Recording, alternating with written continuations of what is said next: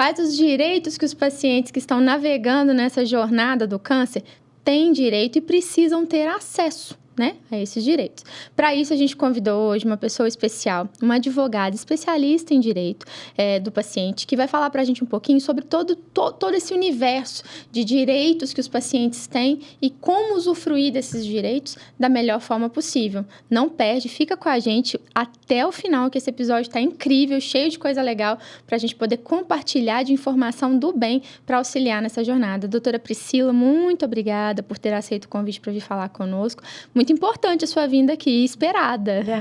Primeiro, eu queria agradecer o convite. A gente sabe que informação é poder, né, gente? E, assim, é muito importante para o paciente oncológico ele ter acesso à informação de qualidade. Porque, hoje em dia, todo mundo tem muita informação, muitos canais. E ter um canal como o de vocês, eu queria até parabenizá-las, que fala sobre isso, que traz profissionais, é muito importante para quem está nessa jornada, né? Obrigada por ter vindo, Priscila. E tem muita coisa, né? O paciente oncológico, a gente só costuma falar de doença, do tratamento, de tudo que está envolvido nesse universo, mas a gente esquece que tem a parte difícil, né, que é o tratar, mas tem algum benefício nessa história toda. E tem vários benefícios que esses pacientes podem requerir, né, podem pleitear. E muitas vezes a gente não sabe, e se a gente não sabe, ninguém corre atrás. Para começar, antes do diagnóstico. Então, a gente sabe que tem um primeiro ponto importante, que é para o paciente que ainda não teve o diagnóstico, mas tem uma suspeita grande de estar com câncer. Qual que é o direito desse paciente? Então, existe a lei popularmente conhecida como a Lei dos 30 dias. O que seria isso? Um paciente, ele faz uma consulta, ele geralmente tem alguns sintomas, né? Quando ele vai no profissional, ele faz uma consulta e tem ali uma suspeita, uma hipótese diagnóstica de câncer. Uhum. Esse paciente, é assegurado a ele ter até 30 dias para fazer os exames, para elucidar aquela hipótese diagnóstica, porque a gente sabe que, vocês mais que ninguém, que, assim, o início do tratamento, começar o quanto antes, né? É crucial para o sucesso. E isso pode ser uma jornada, o paciente está perdido, vai num médico, vai em outro, demora. Então, se às ele vezes teve demora lá, a chegar. vamos lá, hipótese, o paciente chegou lá no posto de saúde, fez uma colonoscopia, a colonoscopia dele chegou o resultado, viu uma lesão, um nódulo, um tumor lá dentro do intestino, e ele precisa que essa investigação agora, a partir dali, prossiga. Ele tem 30 dias para poder, assegurado por lei, para que ele seja, é como se ele fosse privilegiado na fila de execução dos exames. Exatamente, é uma prioridade para esses pacientes com essa hipótese diagnóstica. Então, assim... E isso é difícil no nosso dia a dia, principalmente pensando em serviço público, né? Sim. Que as coisas são muito demoradas. A Mariana está falando aí de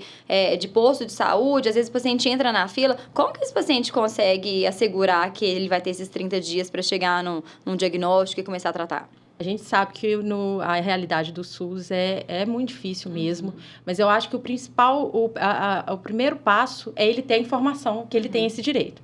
A partir daí, se começar a ter um atraso maior, porque já sai um agendamento, uma data para ele fazer aqueles exames, e se essa data não respeitar os 30 dias, ele pode fazer uma reclamação. Primeiramente, eu sempre falo para tentar de forma administrativa, nas ouvidorias da Secretaria de Saúde, do Ministério da Saúde, e não conseguindo, procurar a Defensoria Pública, procurar ou um advogado, né, especialista, para que ele tenha acesso e faça valer esse direito. Ótimo. Interessante. Tá, essa primeira regra é muito importante, né, gente? Estamos no diagnóstico, precisamos correr atrás desse tempo hábil para tratar, já que a gente quer buscar a cura, né?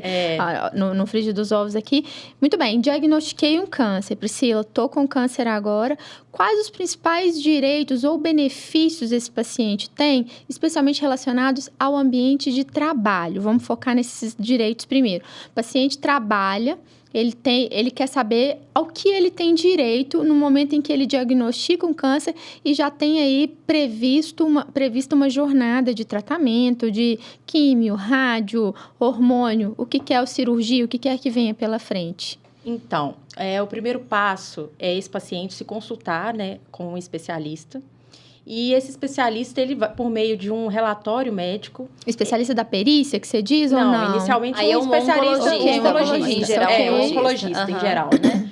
ele vai dar um relatório médico abordando o estado daquele paciente, se ele tem ou não uma incapacidade para o trabalho, porque a gente sabe que tem alguns pacientes que dependendo do trabalho, conseguem ir, é até bom, alguns querem, né? Querem ir, e outros não têm condição de ir. Então, o primeiro passo é ele conseguir, o médico atestar a capacidade de trabalho daquele paciente, e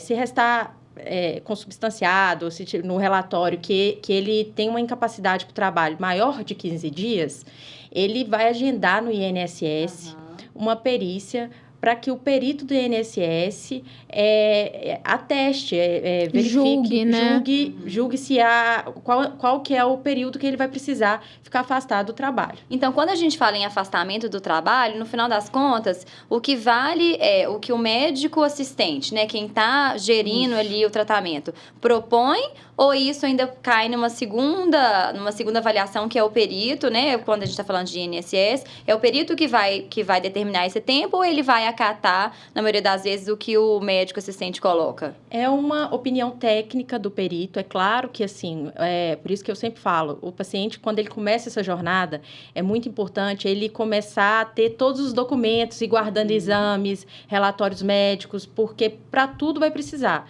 Então, assim, para ele, no dia da perícia, é muito importante ele trazer o relatório do médico assistente que está assistindo, né? Isso, para que aquele perito conheça o histórico daquele paciente. Entendi. E aí o perito vai avaliar a capacidade de trabalho, o tempo que ele vai precisar ficar afastado. Mas conta muito a opinião do médico. Então, no final das contas, ele leva em conta o que está escrito. Se o colega médico, oncologista, imagina que aquela doença por exemplo, uma doença que às vezes tem metástase, cujo tratamento às vezes vai ser mais crônico, vai ser um tratamento mais estendido.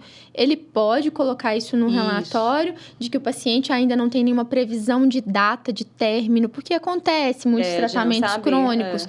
Ou você acha que é um indicativo de colocar sempre metas de tempo para ajudar o perito, ou não faz sentido? O que acontece? Vocês colocam, eu acho que pode colocar assim, que não tem uma data específica, e o que vai acontecer? Aquele paciente, ele vai ter que passar por perícia do INSS de tempos em tempos. Então, no dia da perícia, vamos supor, o perito, na situação hipotética, o perito dê um prazo de 3 meses. Entendi. E aí, 15 dias antes do término desse prazo, o paciente percebe que ele ainda não está em condições de retornar.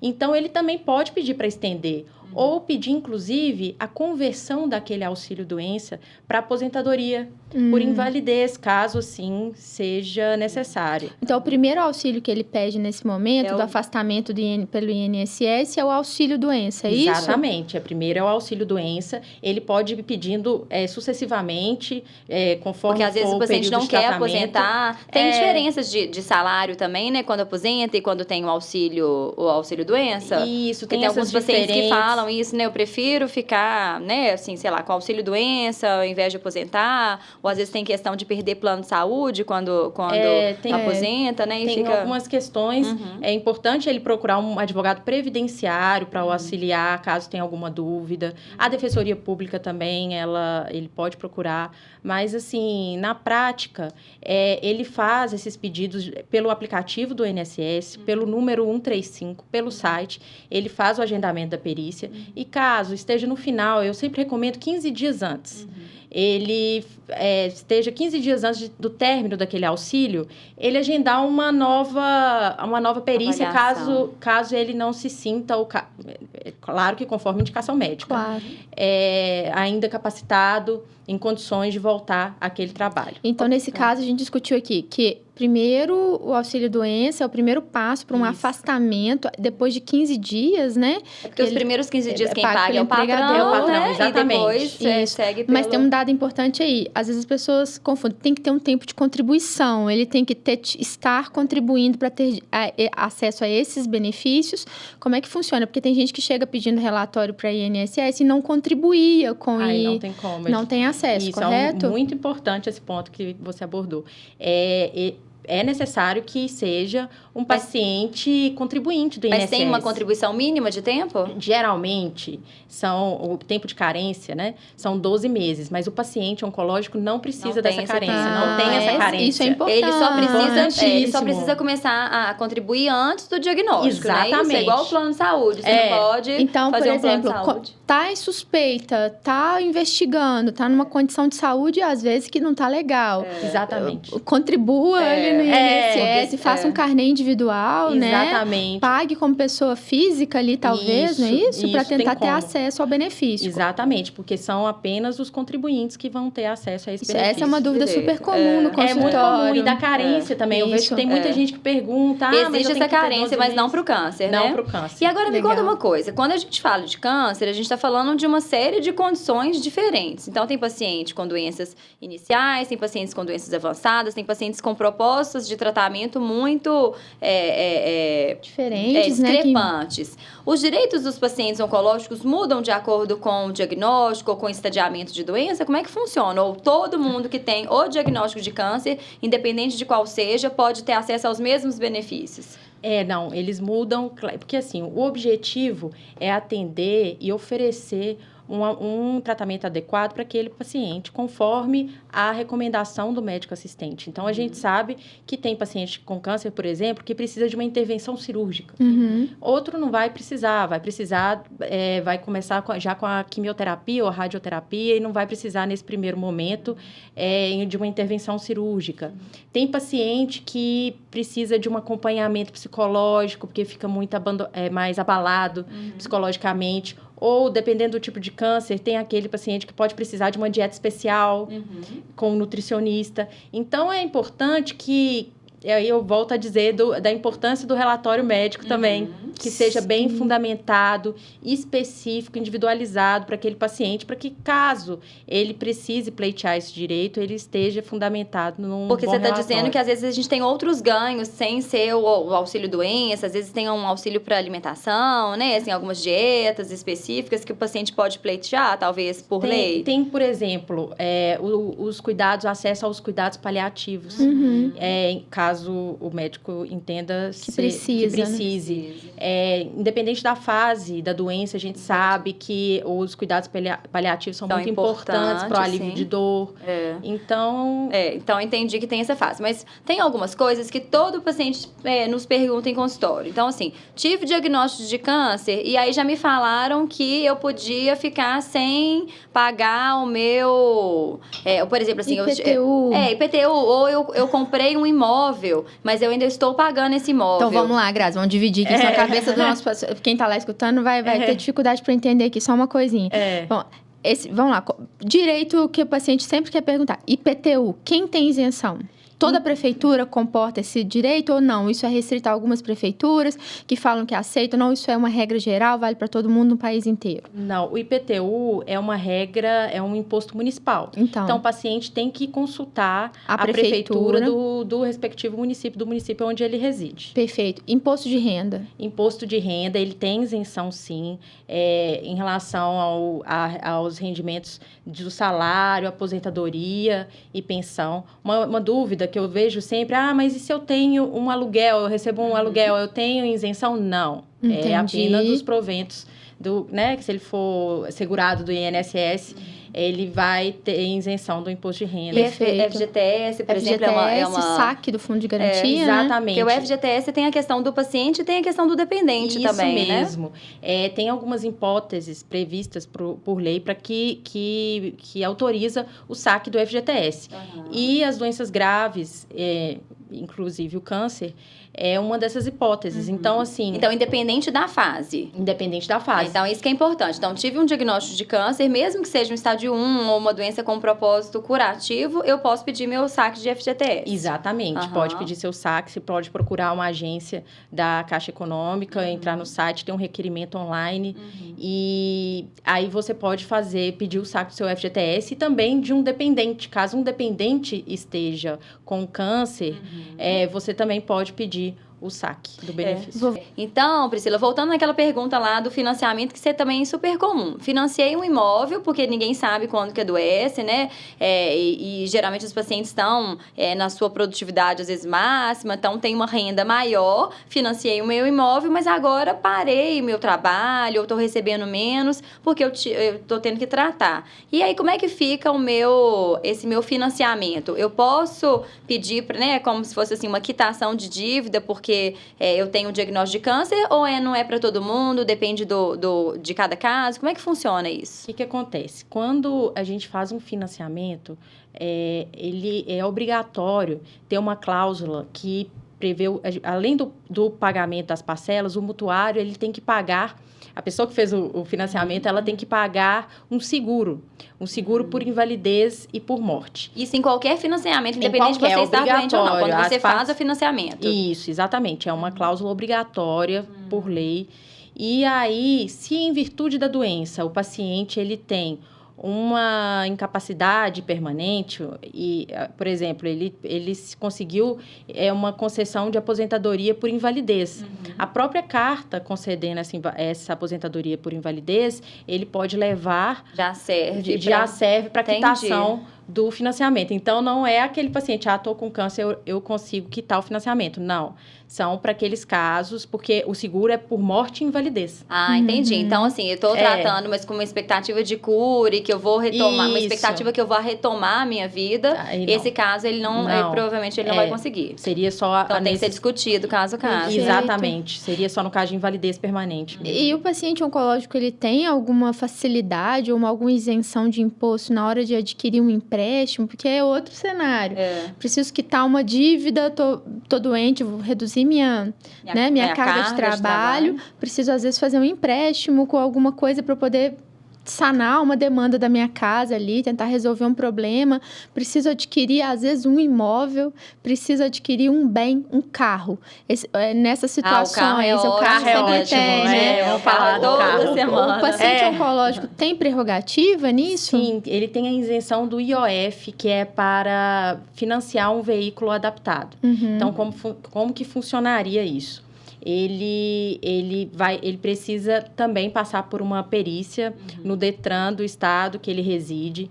No Detran, ele vai atestar, né, por meio da perícia, se aquele paciente, qual que é a deficiência daquele paciente. Então, ele precisa ter uma deficiência, sim, não é só o diagnóstico, porque tem muito paciente, isso é muito comum quando a gente trata câncer de mama, porque os pacientes, além da cirurgia na mama, às vezes fazem um esvaziamento axilar. Então, pode ter realmente um prejuízo na movimentação do braço. Mas, às vezes, o tratamento é do braço contralateral. Então, nós estamos falando do braço esquerdo. Pra gente passar marcha, em geral, né? Porque os carros adaptados, em geral, são carros automáticos.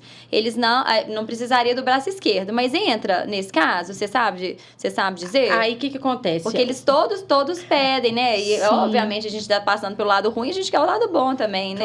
Claro. Da história. Precisa da avaliação do perito do Detran. Ele vai avaliar qual que é a deficiência, né? a limitação daquele paciente e a necessidade e também a capacidade de utilizar o carro adaptado, que são veículos, esse imposto, ele é isento para compra de veículos adaptados, né? Sim. Não é qualquer veículo. E tem o imposto também para compra, que é o IPI, que ele também consegue isenção para veículos... Então, consegue dos dois, talvez. Do IOF, que é o de financiamento, que é o alienação, e do IPI, que é para compra de veículos até R$200 mil, caso ele também tenha uma deficiência visual, psicológica severa, e aí ele consegue essa isenção. Para ele conseguir essa isenção é por meio da Receita Federal, que é um imposto federal. Então, ele tem que procurar uma secretaria da Receita Federal. E se você, por exemplo, não é o paciente oncológico, mas tem um dependente tratando câncer com alguma dificuldade, ele também consegue pedir carro assim, como se fosse o cuidador principal ou não? Sim, tem que ser se sempre ele for o cuidador principal, tem esse respaldo também. Porque a gente vê isso para autista, legal. Né? Assim, exatamente. De crianças com alguma... Salvo engano, são até 3 motoristas que podem, inclusive, dirigir, ficar cadastrado para dirigir aquele veículo adaptado. Mas precisa ser o representante legal daquele pra paciente. Fazer a requisição, né? Exatamente. Entendi. Então, assim, nesse caso, para veículos, né? Para casa, eu acho até que é difícil, né? Porque na casa, adquirir um imóvel já é uma situação até mais complicada nesse caso. Exatamente. O financiamento é importante, a questão do financiamento, que você consegue a quitação, é importante ressaltar que ele tem que ter sido feito antes do diagnóstico da doença. Ah, sim. Não pode, eu descobri hoje um câncer e porque amanhã... senão você pede em todos os casos, né? Sim, paga uma exatamente. parcela e fala, não vou pagar mais. Exatamente. E sempre lembrando que é na hipótese de invalidez. Ok. E esse atestado, né, da questão de invalidez, de aposentadoria, de deficiência permanente, conta bastante o atestado médico aí do assistente, oncologista, radioterapeuta, enfim, urologista. O cirurgião, o cirurgião, quem está acompanhando o paciente, correto? Isso. Então, a gente passou aqui pelo auxílio-doença, a aposentadoria, no caso, né, que é uma evolução, é uma possibilidade aí dentro do contexto dos direitos. Mas vamos pensar aqui, aquele paciente oncológico que está lá numa condição, às vezes, condição social de vulnerabilidade, tá, Priscila? Ele tem direito, a gente começou falando brevemente aqui, eu queria que você tentasse detalhar. É comum perguntarem para a gente, transporte, aquele paciente que não tem como se locomover. Algumas prefeituras têm essa prerrogativa, né, de ajuda. Essa liberação de transporte público. Como é que funciona? Transporte público, especialmente? Em Belo Horizonte, vamos falar aqui no âmbito de BH, já tem uma lei e esse paciente ele consegue isenção no transporte público durante o período de tratamento. Okay. Para isso, ele vai precisar levar... Primeiro, ele procura o BH Resolve. Ele precisa levar alguns formulários que a instituição que está fazendo aquele tratamento dele precisa preencher. E aí, ele consegue a isenção da casa, né, do lugar onde ele reside, até... o tratamento, a ida e volta durante o período. Isso tem que ficar renovando, aí ele consegue o cartão BH Bus. Então, assim... Aqui, então, tem um fluxo, né? E para grande o pessoal que vai no interior também tem algumas dinâmicas possíveis, sim, né? Tem dinâmicas possíveis. É importante consultar a prefeitura, porque como isso é algo decidido, é algo municipal, então é importante o paciente ele consultar a prefeitura, ou ligar no telefone disponibilizado, ou algum parente, alguém que esteja acompanhando esse paciente, ir até a prefeitura para buscar essas informações. Gente, isso é muito importante, assim, eu já tive paciente que deixou de tratar porque não tinha dinheiro para chegar até o lugar do centro de tratamento. Então, isso demanda um custo não só do transporte, mas às vezes de um acompanhante que tem que deixar o dia de trabalho, né, para vir junto. E o paciente que está, né, fora de Belo Horizonte a gente já falou que tem para o paciente, tem para o acompanhante também não. Depende do caso, se isso for necessário e se no relatório médico constar que aquele paciente ele não consegue, aí ele pode pleitear que essa isenção também para o acompanhante. E nesse caso do paciente que está fora, né, vou falar aqui fora de Belo Horizonte, se ele, né, teoricamente ele teria que ter um direito, tem que conversar na prefeitura. Tendo direito, mas esse direito não está sendo... feito, né? Não está sendo contemplado. Aonde que esse paciente recorre? Assim, qual que é o primeiro lugar mais fácil dele pleitear esse direito? Olha, ele pode fazer uma reclamação na ouvidoria da prefeitura e se não resolver ou se ficar algo muito moroso, aí ele pode procurar judicialmente esse direito por meio da Defensoria Pública. A Defensoria Pública, ela atende esse tipo de caso. Então, assim, se isso não resolver de forma administrativa, ele pode pleitear isso também judicialmente. Perfeito. E Priscila, é bom quando a gente coloca assim, né? O paciente oncológico já é visto em algumas situações como um paciente fragilizado, às vezes a careca chega primeiro em alguns lugares, né? Atendimento preferencial, e nem sempre ela está presente, vamos dizer, porque tem muito paciente que está fazendo tratamento e não precisa perder cabelo. Eu imagino que o paciente que está carequinha lá, às vezes até chega num lugar e as pessoas dão um lugar para sentar no ônibus, para passar na fila. Existe lei de atendimento preferencial para paciente oncológico? Existe. O paciente oncológico, inclusive, é bom a gente abordar o seguinte, que ele tem prioridade no trâmite processual também. Olha! Então, se ele precisar usar a justiça, pleitear algum direito que não está sendo assegurado a ele pela justiça, não está sendo assegurado e precisar utilizar a justiça, ele tem... O processo dele tem que andar na frente. Exatamente, ele tem prioridade no andamento processual. Tá vendo, gente? Tem o ônus, mas também tem que ter o bônus, né? E para quem está do lado, assim, vamos falar um pouquinho dos direitos dos acompanhantes aqui. Às vezes, o marido, a mulher, o parceiro, a parceira, o cônjuge, algum deles está doente, o outro tem que assumir função, mas trabalha, mas tem que afastar do trabalho para cuidar do marido, da esposa, do filho. Como é que funciona esses direitos para o acompanhante? A gente pode, no ponto de vista médico, dar relatórios para o acompanhante para que ele se afaste do trabalho, isso é possível? O que acontece? Você vai dar um relatório, o especialista, o oncologista, ele dá um relatório indicando se aquele paciente ele precisa ou não de cuidados de um acompanhante, porque dependendo da fase da doença, isso é crucial, né? Então, o paciente não chega sozinho, né, na instituição. Então... Exatamente. Então, precisa que isso conste no relatório do paciente mesmo. Não é para o acompanhante, ele precisa de um acompanhamento de alguém, e se aquele acompanhante for alguém, um cônjuge, ou se for a mãe com o filho, o pai, ele consegue pleitear isso no trabalho, mas precisa desse relatório. Então, ele também pode ter direito ao auxílio, isso seria o quê? Um afastamento, auxílio? É importante ele procurar um advogado, nesse caso, um advogado trabalhista. Ok. E para se consultar com um advogado trabalhista ou por meio da Defensoria Pública, mas assim, sim, ele vai conseguir, tem algumas regras específicas para esse caso, e que se consta isso no relatório, se você tem um dependente que está com uma doença grave, você pode sim conseguir, nos dias específicos, ter ali um dia ou outro para poder levar isso é aquele fundamental, paciente. Né? Porque às vezes o paciente não consegue seguir no tratamento por conta dessa logística mesmo, né? Exatamente. Não tem como ir sozinho, ou voltar, ou mesmo participar mesmo dessa fase de tratamento. E eu acho importante, né, Grazi, dentro disso, porque o acompanhante, muitas vezes, às vezes ele a referência financeira da casa, às vezes a pessoa que vai trabalhar, como né? é que ele vai parar ali? Então, esse esclarecimento a respeito de que essa pessoa que está ali no papel de cuidador, mas que ao mesmo tempo é provedora, né? Essa pessoa que está ali, ela precisa desse respaldo. Então, vamos lá. Existe recurso, precisa ser adaptado à realidade de cada um, mas existe e tem como conversar sobre isso. Aqui. Priscila, então, outra coisa importante aqui. O paciente viu que tem direito a tem várias prerrogativas aqui dentro das leis que existem para que ele possa se beneficiar de alguma maneira, de algum modo, dentro dessa jornada do câncer, para tentar facilitar. Eu acho que tudo que a gente está discutindo aqui de direito são facilitadores que, na verdade, são mais do que importantes, eles são fundamentais num processo que a gente sabe que não pode esperar, às vezes, tanto tempo quanto algumas outras condições.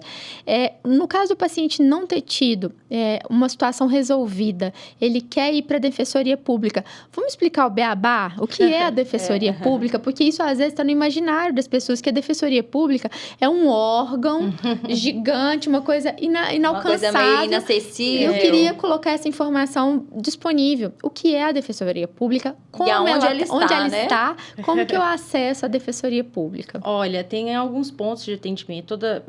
Em Belo Horizonte, a Defensoria ela tem alguns pontos. É importante pesquisar na internet direitinho onde que ela está localizada. Essa informação a gente consegue na internet. Consegue. Como a Defensoria Pública como a sede. Isso. Aí entra em contato tanto pelo site quanto pelo telefone. Tem alguns núcleos que eu sei que dá para poder agendar pelo WhatsApp e fazer o atendimento todo pelo WhatsApp, por e-mail. Então, assim, vai depender do núcleo que for. E esse paciente, ele que está acometido pela doença, independente da condição financeira dele, ele pode procurar a Defensoria Pública. E lá ele chega, se apresenta, uma secretária, um secretário ali que estiver ali, e vai trazer, olha, eu trouxe um relatório aqui do meu médico. Eu sempre falo que é muito importante. O relatório é fundamental, né? O relatório médico, aí vai depender do que ele está pleiteando. Se for questões envolvendo algum diagnóstico, vamos supor, falou, ele tem lá, foi agendado um período maior para a hipótese diagnóstica, a gente estava falando, de mais de 30 dias. Ainda não tem um diagnóstico formal. Exatamente, né? é importante ele saber lá, levar o protocolo do agendamento dele, além do relatório médico, ligar, procurar no site da Defensoria Pública o telefone de contato, tem sempre um telefone de contato para o público, e aí você entra em contato com a Defensoria Pública, com os canais de atendimento da Defensoria Pública, e lá você vai ser informado sobre o que precisa levar. Até e aí lá ele vai ser agendado com um defensor público, que é um advogado. Que é um advogado, né? Isso é o mais importante. E que não tem custo. E sabe de uma coisa? É um mito, talvez, de que a Defensoria Pública não funcione. Não resolve. É um mito. São profissionais extremamente competentes. Legal. Concursados. Então, assim, você pode sim procurar. E caso você prefira procurar um especialista em direito do paciente, direito de saúde, enfim, também tem vários.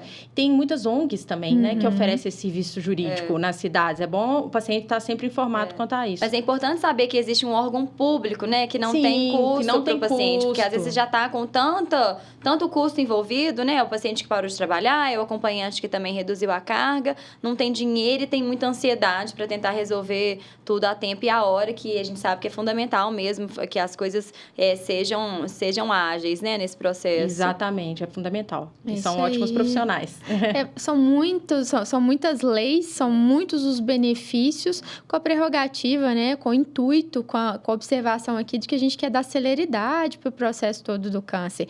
Então, a Priscila trouxe aqui nessa conversa alguns pontos críticos que a gente sabe que existem e que podem ajudar vocês que estão aí do outro lado a tentarem ter uma jornada um pouco mais leve e assistida, olha que legal, em que a gente tem essas prerrogativas. Então, esse tema, ele é todo desmembrado em várias nuances aqui. É bom dizer sobre isso, porque é óbvio que cada caso vai ser analisado. Exatamente. E merece até, assim, uma parte 2 em alguns assuntos. Que igual tem o testamento vital, que muita gente pergunta. Tem muitas questões, assim, que eu acho que merecem ser abordadas, né? É isso aí. Então, se você achou que esse tema aqui é importante, é relevante, faz sentido para alguém que está nesse processo todo, compartilha essa ideia, compartilha essa informação. Direito dos pacientes, são várias informações contidas aqui nesse podcast hoje e que, com certeza, de alguma forma, estão misturadas em quem está passando por tudo isso. E a gente gostaria de deixar aqui, né, Priscila, queria que você deixasse sua mensagem para quem está nos ouvindo, para quem está assistindo ao podcast e que pode ter tido dúvida, você já colocou alguns pontos aqui sobre defensoria e tudo, mas o que você imagina que são essas leis, né, para beneficiar os pacientes, que quem está lá está ouvindo, fala, o que a doutora quer deixar de mensagem? Então, é importante a gente abordar também que, com relação aos beneficiários dos planos de saúde, os direitos deles são assegurados pela Agência Nacional de Saúde Suplementar, a ANS. Legal. E que todas as informações relativas... Ele também tem direito a tratamento, exames, e tem também a impossibilidade de uma rescisão unilateral por parte do plano. Então, assim, todos esses direitos ele pode procurar no site da ANS, né? Muito importante, eu acho que a informação, ela, como eu disse inicialmente, informação é poder, é muito importante canais como esse abordarem esses temas, porque às vezes a pessoa fica perdida com tanta informação, com tanta lei, com tanta coisa. No Brasil isso é particularmente importante, né? A gente tem muita dificuldade no acesso, às vezes, a esse direito, ou às vezes de fazer valer, né, os benefícios que estão previstos em lei. Então, se a gente nem sabe que a lei existe, como é que nós vamos fazer valer essa lei? Exatamente, às vezes a pessoa fica ali quietinha, vamos supor, marcou o exame para achando que tem que se virar mesmo, né? Daqui que é tudo 90 dias mesmo. Vou esperar os 90 dias, porque não sabe. Gente, o episódio hoje foi importantíssimo para os pacientes oncológicos e quem está acompanhando aí essa jornada entender que a gente também tem direito, né? Tem muita coisa que pode ser feita, muita coisa que pode ser pleiteada para que esse tratamento, esse caminho, né, do tratamento seja de uma forma geral muito mais leve, né? Dá para melhorar as condições de transporte, dá para melhorar financiamentos, dá para pedir isenção de impostos, né? Isso às vezes faz muita diferença para quem está passando nessa fase aí. Então, se você conhece alguém, né, que está passando por essa fase, ajude a compartilhar, né, ajude a chegar a informação. A gente tem um empoderamento muito grande quando a gente tem acesso à informação. Se a gente não sabe o que a gente procura, a gente nunca vai achar. Então, aqui a gente pode falar sobre direitos dos pacientes, a gente pode falar sobre tudo do universo do câncer. Pode falar de câncer, sim.